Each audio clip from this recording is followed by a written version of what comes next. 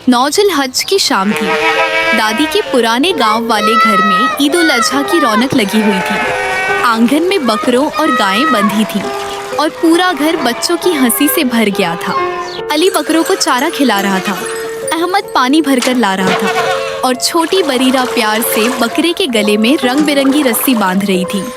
हर तरफ बच्चों की हंसी गूंज रही थी। दादा जान चारपाई पर तस्बीह लेकर बैठे थे और दादी जान मुस्कुराकर सबको देख रही थी। गांव की वो शाम बहुत सुकून भरी लग रही थी। उधर रसोई में ईद की तैयारियां जोरों पर थी। कोई प्याज काट रहा था, कोई चावल धो रहा था और चूल्हे की आंच से पूरा आंगन गर्म लग रहा था। रात को सब आंगन में चाय पीने बैठ गए। दूर मस्जिद से हल्की हल्की तकबीरों की आवाज आ रही थी और बच्चे अपने नए जूते और टोपियां संभाल कर रख रहे थे। सुबह फज्र से पहले गांव में मुर्गे की आवाज गूंज उठी।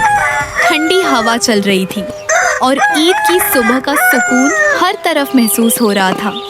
जब मर्द ईदगाह चले गए तो घर में सिर्फ औरतें रह गईं।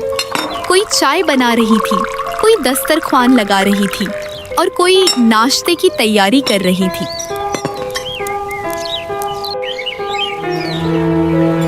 नमाज के बाद सब घर लौट आए और फिर कुर्बानी का वक्त आ गया। पूरा घर आंगन में जमा था और दादा जान दुआ कर रहे थे। कुर्बानी के बाद रसोई दोबारा गर्म हो गई। ताज़ा कलेजी फ्राई हो रही थी। बड़ी देग में पुलाव पक रहा था और सीख कबाब की खुशबू पूरे घर में फैल गई थी। शाम तक दादा जान और बच्चे मिलकर गोश्त बांटने निकले। गांव की गलियों में हर तरफ ईद मुबारक की आवाजें थीं और हर चेहरे पर मुस्कुराहट थी। बस इसी प्यार और मिलजुल कर